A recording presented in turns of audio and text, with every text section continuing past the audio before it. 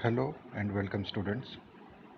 I, Dr. Adil Patel, welcomes you for the discussion of the topic bioavailability and bioequivalence. Now let us start with the discussion of bioavailability. So the very first question is, what is bioavailability? So it is a measurement of the extent of a therapeutically active medicine that reaches the systemic circulation and is therefore available at the site of action.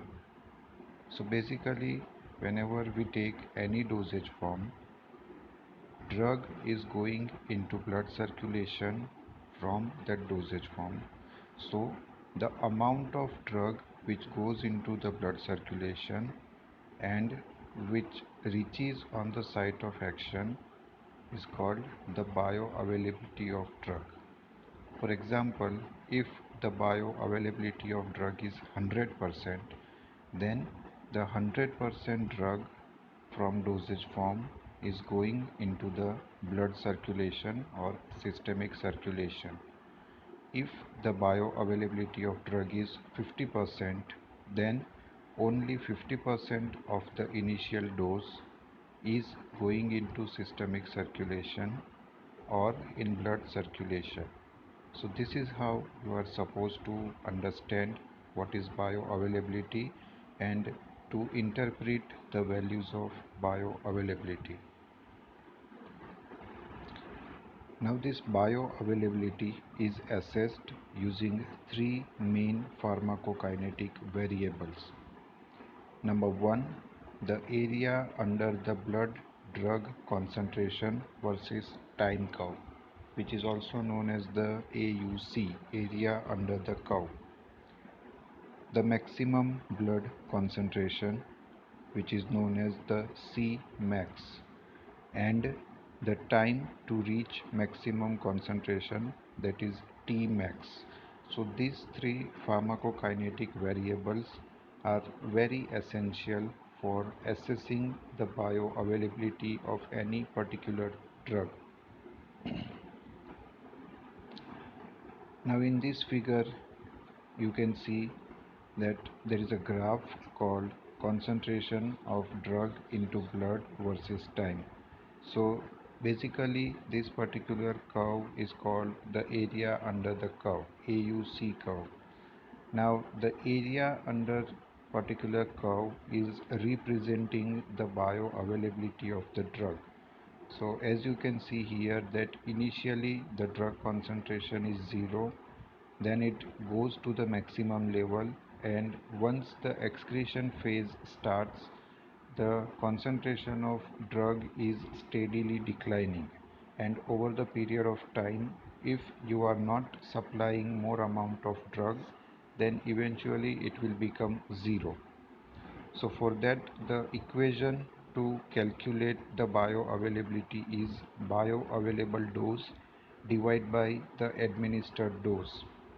The bioavailable dose is the amount of drug present in the blood circulation, and the administered dose is the dose, or you can say the amount of drug present in the dosage form.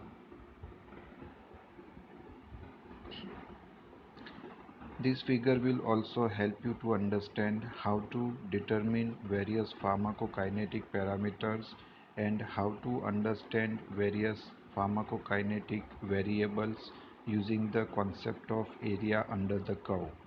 So it gives us an idea about what is the onset of action, what is the maximum concentration, what is the rate of excretion, what is the toxic level, what is the subtherapeutic level, and the most importantly, it will help us to understand what is the therapeutic range. In order to get optimum therapeutic response from any particular drug, it is necessary to maintain the concentration of drug in the therapeutic range.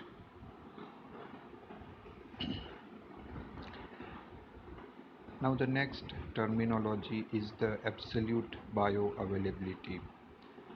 So in case of absolute bioavailability, compares the bioavailability of the active drug in systemic circulation following non-intravenous administration with the same drug following intravenous administration.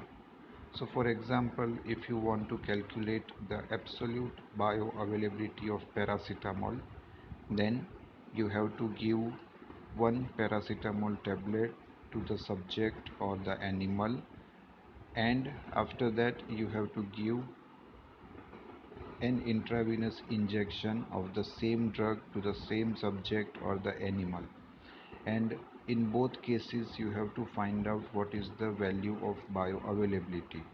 So the ratio of this bioavailability values is considered as the absolute bioavailability. So for drugs administered intravenously, the bioavailability is always 100% because we are directly putting drug into blood circulation. The determination of the best administration route is mainly done by finding the absolute bioavailability. So the equation to find out the absolute bioavailability is the area under the curve for the drug supplied by any non-intravenous route divided by the area under the curve in case of drug supplied by intravenous route. Now what is relative bioavailability? So it compares the bioavailability of a formulation A of a certain drug when compared with another formulation B of the same drug, usually an established standard. So here you can take example of diclofenac sodium. So diclofenac sodium is available in tablet form as well as it is available in topical gel or ointment form. So when we compare the bioavailability of diclofenac tablet with diclofenac sodium gel or ointment, we are getting the values of relative bioavailability. So relative bioavailability is also a ratio of drug bioavailability from one dosage form to another dosage form. Now let us try to understand what kind of factors are affecting bioavailability of drug. So physical properties of drug is broadly affecting the bioavailability. In that, if we see, the first category is physical state. So liquid drugs are having maximum bioavailability followed by the solids. In liquid solution, clear solutions are having maximum bioavailabilities. After that, suspension, capsule, tablet and coated tablet. So the coated tablets are showing minimum bioavailability given by the oral route. In case of physical state, we also consider the crystalline subjects and the colloidal substances. So substances which are crystalloids are having good bioavailability, and which are plain colloids are having less bioavailability. The reason is the particle size. Bigger the particle size, it will have difficulty in crossing the biological membranes. Smaller particle size can easily cross the biological membranes and can enter into blood circulation easily, and that is why their bioavailability is higher. The next factor is the lipid or water solubility. So aqueous phase at absorption site is affecting the bioavailability. The passage across cell surface is also affecting the bioavailability. The next set of factors are related to the dosage form. So here, as I said, the particle size plays very important role. Now, important for sparingly soluble drug, particle size plays very important role in case of sparingly soluble drugs. Decrease in particle size increases the absorption and thus it decreases the overall dose of the drug, and opposite to this happens when we increase the size of drug, the absorption decreases and we have to supply more drug in terms of the dose. Nanocrystalline formulations of sequinavir is the example where we are getting good absorption after decreasing the size of particular drug. If decrease in absorption is needed, like local action on GIT, in that case we are supposed to increase the particle size. The next factor is the GI transit time. So the prolonged gastric emptying is also affecting the bioavailability. So the prolonged gastric emptying delays absorption due to stasis, and a specific example has been given that in case of anticholinergic drug and diabetic neuropathy, the prolonged gastric emptying time is delaying the absorption of drug. Now, increased in peristaltic activity, for example, in case of metoclopramide, it speeds up the absorption of analgesic. At the same time, the excessive peristaltic activity, as in diarrhea, impairs the absorption. So, an optimum peristaltic movement is expected for better absorption. The fed state of the subject or the patient is also affecting the bioavailability of drug. So it impairs progress of drug to intestine and thus it decreases absorption. For example, indinavir. Increase in splanchnic blood flow increases absorption. For example, propranolol. So the fed state of the patient or the subject is also affecting the bioavailability of drug.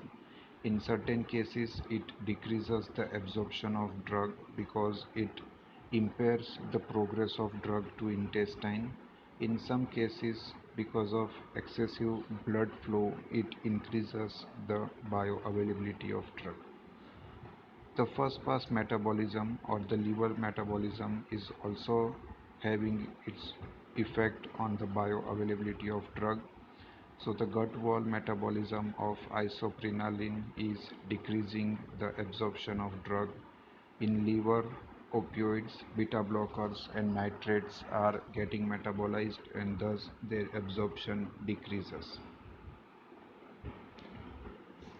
The presence of other agents are also affecting the bioavailability of drug. So vitamin C increases iron absorption and phytates retard the absorption of iron. So one component is increasing the absorption and the other component is retarding or decreasing the absorption. The presence of calcium decreases the absorption of tetracyclines.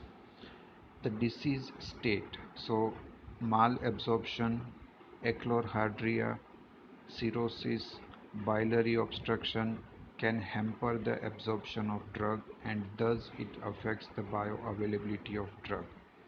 Enterohepatic cycling, so this is a movement of drug inside the gastrointestinal tract and the lateral part of the intestine. So enterohepatic cycling is also affecting the bioavailability. It increases bioavailability, for example, in case of morphine and OC pills. Now, what kind of methods we have for assessing bioavailability? So, methods are divided into two categories: pharmacokinetic methods and pharmacodynamic methods.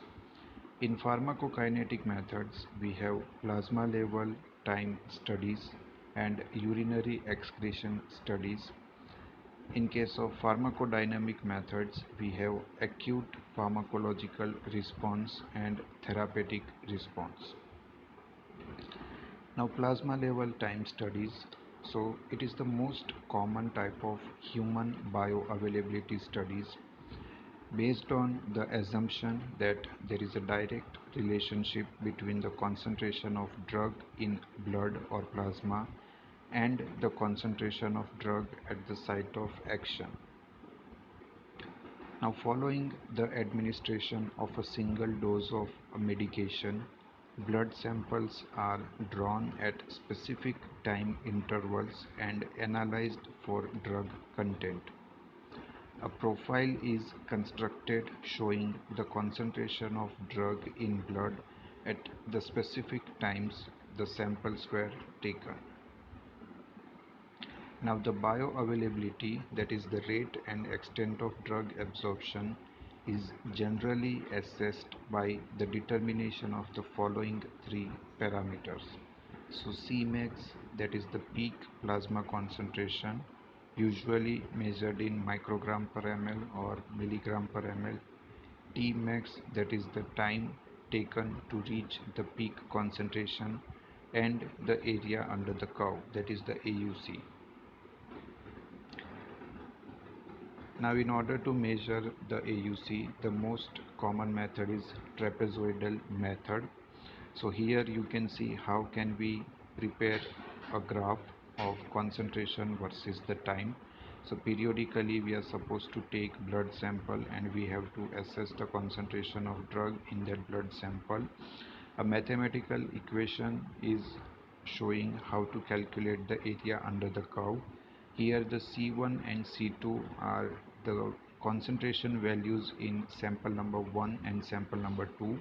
T2 and T1 are time for taking sample number 1 and 2. So this particular mathematical equation will help us to calculate the AUC. Now, and the method is called the trapezoidal method. Now, as I said, this is the most common method for estimating AUC. It divides the plasma concentration time curve into several trapezoids. Count the trapezoids and find the area. So the total area of the trapezoid will approximate the area under the curve. Now, more number of trapezoid formed, more accurate will be the result. The next method to determine the AUC is the cut and weigh method. So preparing calibrated plot by cutting squares of graph and weigh the recorded value and plotted against the weight versus area. So the sample curve is cut and weigh in various pieces, and the method includes the noting down of the weight of these cut pieces. By interpolation method of sample graph is found. So basically you are supposed to prepare two different graphs, and after preparing two different graphs you have to cut down that graph into pieces and you have to take down the weight, and when you interpolate values of both standard and the drugs graph weight values, you can easily find out the area under the curve by using this particular technique, that is cut and weigh method. The next method is the use of planimeter. So the planimeter is the instrument for mechanically measuring the area under the curve. This measures area by tracing outline of the curve. The degree of error is high due to instrumental and human error. So out of three methods, the trapezoidal method is the most accurate and most widely used method. The cut and weigh method is a very outdated method, and nowadays we are not supposed to use that method to determine the AUC. Now, counting the square, it includes the total number of squares enclosed in the curve is counted, and the area of each square determined using the relationship by this particular equation, where you are taking area is equal to height into width. Now, the extent of bioavailability can be determined by the following equation. So for single dose study, the bioavailability would be the area under the curve for oral drug or oral dosage form divided by the area under the curve after IV administration. For standard drug, it is area under the curve for taste under the standard conditions, and AUC standard D taste means you are giving IV route, you are using IV route for giving the standard drug. So one is for taste drug and one is for the standard drug. Now for multiple doses, you have to take area under the curve for the taste and the area under the curve for the standard. For relative bioavailability, you have to take CSS, that is the steady state concentration, maximum steady state concentration of the taste, and the maximum steady state concentration of the standard. So capital F stands for the bioavailability, FR stands for the relative bioavailability, and in relative bioavailability we are taking ratio of taste drugs bioavailability with the standard drugs bioavailability. The second method to determine the bioavailability is the urinary excretion studies. So in case of urinary excretion, the unchanged drug is directly proportional to the plasma concentration of drug.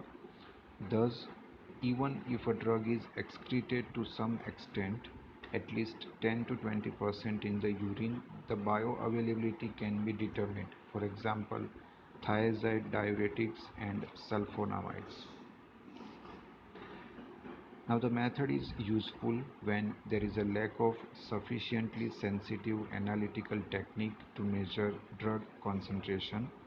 It's a non-invasive method compared to the collection of blood samples, so better patient compliance is expected.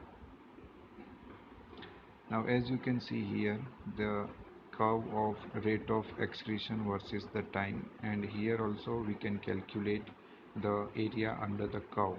So the first one is the maximum urinary excretion rate, then the time for maximum excretion, and the cumulative amount of drug excreted in urine.